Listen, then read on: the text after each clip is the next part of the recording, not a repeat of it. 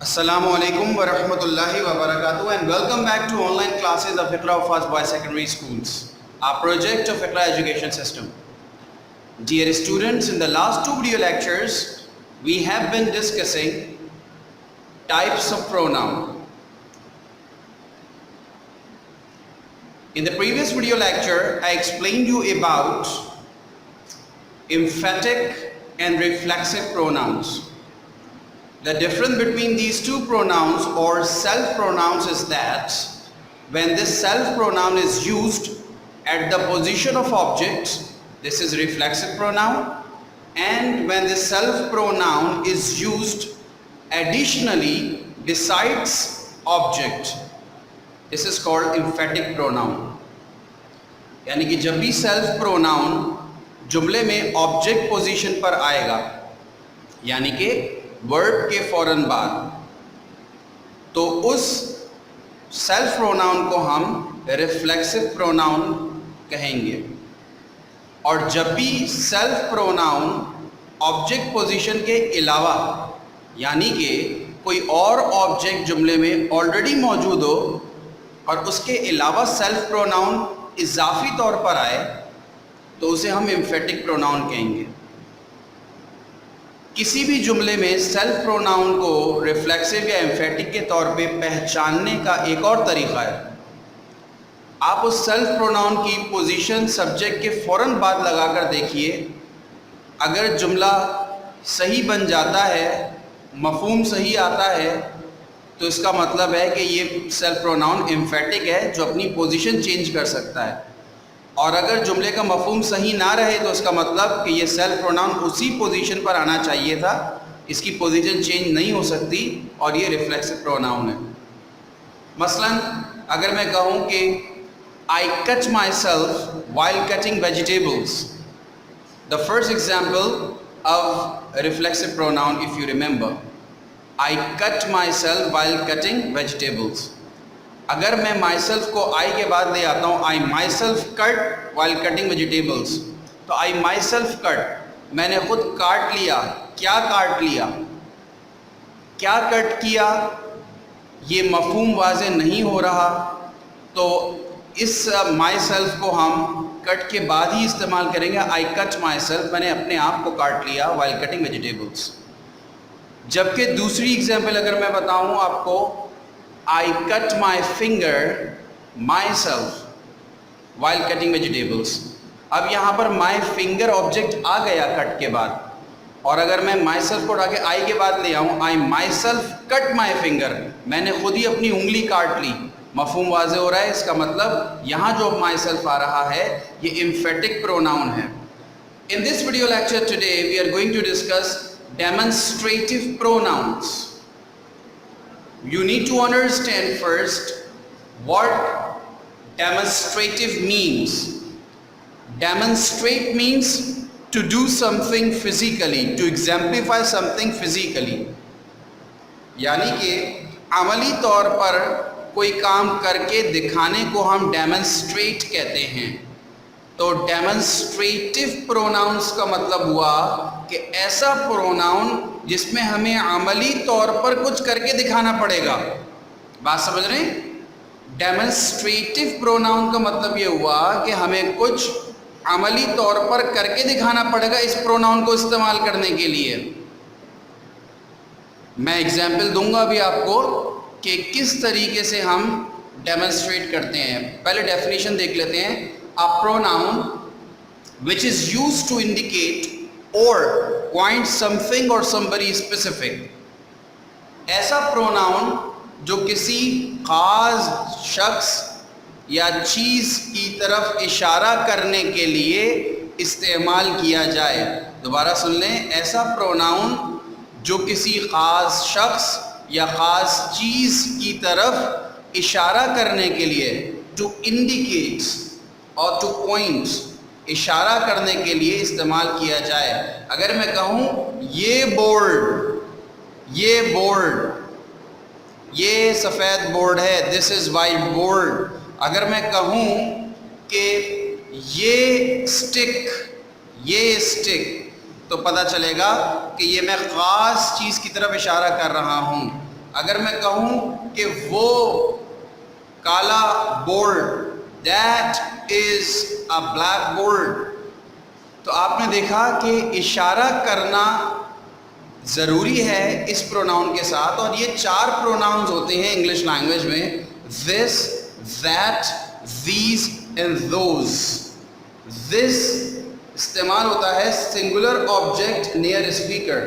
اگر اسپیکر کے قریب کوئی چیز ہے اور وہ سنگولر ہے تو اس کے لیے اسپیکر دس استعمال کرے گا، بولنے والا میں یا آپ دس استعمال کریں گے۔ اگر کوئی چیز سنگولر تو ہے لیکن فار فرام اسپیکر، اسپیکر سے دور ہے، تو اس کے لیے اسپیکر that کا استعمال کرے گا۔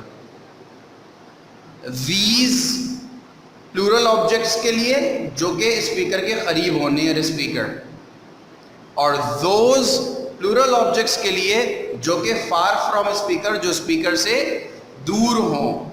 تو آپ نے دیکھا کہ یہ 4 ڈیمونسٹریٹو پروناؤنز ہیں، this، that، these and those، اور ان چاروں کا استعمال کرتے ہوئے آپ خود بھی ڈیمونسٹریٹ کر کے دیکھ سکتے ہیں۔ اس کو آپ خود کر کے دیکھ لیں کہ جب ہم this، that، these یا those، یہ یا وہ اردو میں ان پروناؤنس کا استعمال ہم جب بھی کریں گے ہمیں اشارہ کرنا ضروری ہے۔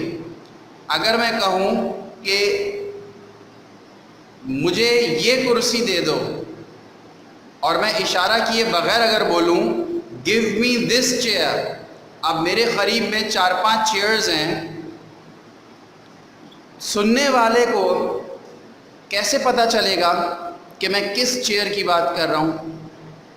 تو ہمارے لیے ضروری ہے کہ ہم اس اسپیسیفک، اس خاص کرسی کی طرف اشارہ کر کے بولیں give me this chair یا give me that chair۔ جو چیئر دور ہو، دور مجھ سے دور 5-6 کرسیاں رکھی ہوئی ہیں اور میں کسی سے کہتا ہوں کہ give me that chair بغیر اشارہ کیے، تو وہ سمجھ نہیں سکتا کہ ان 4-5 میں سے کون سی کرسی دینی ہے۔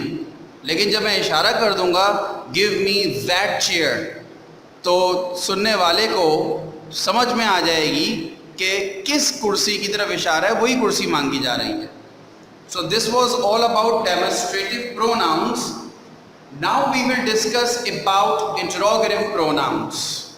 So my dear students, we will go through interrogative pronoun, but before that I want to tell you a small thing about demonstrative pronoun and possessive pronoun. So be very careful in understanding what I am going to tell you in only 1 minute. Here you are. I have written some examples of different pronouns on the board before you. The first one is this is a good book. Second one is this book is good. Number 3, that is an expensive car. Number 4, that car is expensive. Number 5, I have done my work. یا اس کو یوں بھی کہہ سکتے ہیں I have done mine۔ جب work understood ہو تو اس کو استعمال کرنے، یوز کرنے کی ضرورت نہیں ہوتی۔ یہ ہم نے ڈٹرمنر اور پوزیسو پروناؤنس میں پڑھی تھی یہ بات، کہ جب بھی ہم پوزیشن شو کریں گے، اب میرا کام اور اس آبجیکٹ کا نام استعمال کریں گے تو ہم لگائیں گے ڈٹرمنر، اور اگر اس کا نام، اس آبجیکٹ کا نام نہیں لگائیں گے تو ہم پوزیسو پروناؤن یوز کریں گے۔ اسی طرح اس ایگزامپل میں بھی دیکھیے ویئر از یور بک، یہاں بک کی پوزیشن بتا رہے ہیں یور کی، یور سے بک کی پوزیشن بتا رہے ہیں اور بک جو آبجیکٹ ہے اس کا نام استعمال کر رہے ہیں تو ہم نے ڈٹرمنر لگایا۔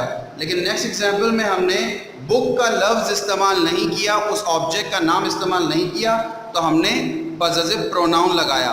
اب اس میں جو سمجھنے کی بات ہے میرے پیارے اسٹوڈنٹس وہ یہ ہے کہ جب بھی کوئی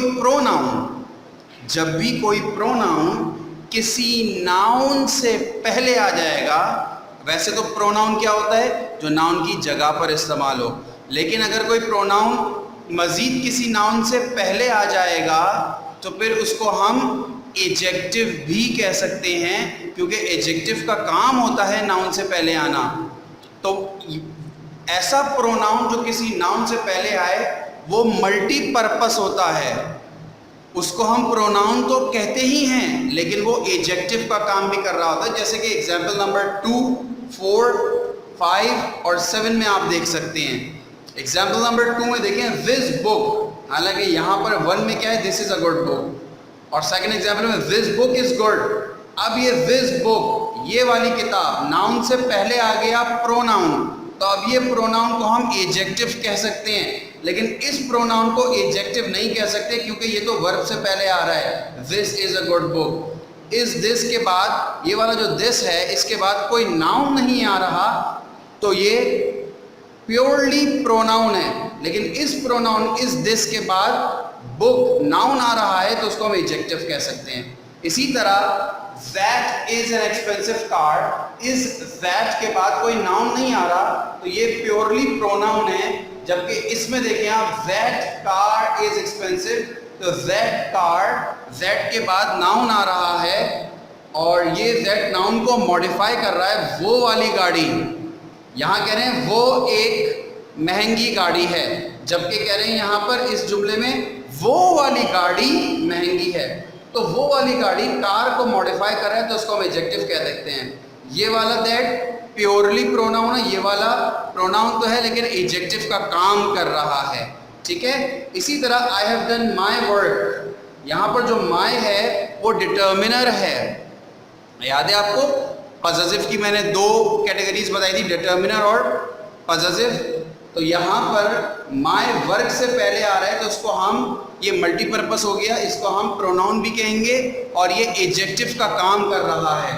اسی طرح I have done mine, اب اس mine کے بعد اس والے پروناؤن کے بعد مزید کوئی ناؤن نہیں لگا ہوا تو اس mine کو ہم پیورلی پروناؤن کہیں گے. اسی طرح where is your book, your pronoun تو ہے, آپ کو پتہ ہے, مجھے بھی پتہ ہے, سب کو پتہ ہے your کا کام پروناؤن کا کام ہے. لیکن یہاں پر اس جملے میں یہ ناؤن سے پہلے آ کر ناؤن کو ماڈیفائی کر رہا ہے تو یہ پروناؤن کے ساتھ ساتھ ایجیکٹو کا کام بھی کر رہا ہے. جبکہ یہاں یہ یورز کے بعد کوئی ناؤن نہیں آ رہا تو یہ یورز صرف اور صرف پروناؤن کا کام کر رہا ہے, ایجیکٹو کا کام نہیں کر رہا. تو آپ نے دیکھا کہ ان ڈفرینٹ ایگزامپلس میں نے آپ کو بتایا کہ کچھ پروناؤنز ایسے ہوتے ہیں جب وہ کسی ناؤن سے پہلے آ جائیں تو وہ ایجیکٹو کا کام, ایجیکٹو کا فنکشن کر رہے ہوتے ہیں. اگر میں آپ کو 10 سینٹینسز دوں اور اس میں نے مختلف پروناؤنز کا استعمال کیا ہوا ہو تو کیا آپ ان سینٹینسز میں مجھے بتا سکتے ہیں کہ یہ والا پروناؤن صرف پروناؤن ہے جبکہ یہ والا پروناؤن کے ساتھ ساتھ ایجیکٹو کا کام بھی کر رہا ہے؟ Very good. انشاءاللہ آپ بالکل بتا سکتے ہیں. You can identify a pronoun as an individual pronoun or a pronoun as multi-purpose pronoun working or functioning as pronoun and adjective. We do have so many exercises in our book, in a grammar book in fact. We will be solving these exercises inshallah ta'ala. We will do it together. But before that we need to understand these things. I hope you have so far understood about demonstrative pronouns, and you have also understood where we use pronouns as pure pronouns and where we use pronouns as multi-purpose pronouns. Pronouns come adjective. Inshallah ta'ala we will do exercise and we will see that how much you have been able to understand all these things so far. And in the next video lecture I am going to explain you about interrogative pronouns. That's very interesting pronoun. You will enjoy yourself going through this interrogative pronoun. So wait for my next video lecture. Till then, take very good care of yourselves. Assalamu alaikum wa rahmatullahi wa barakatuh.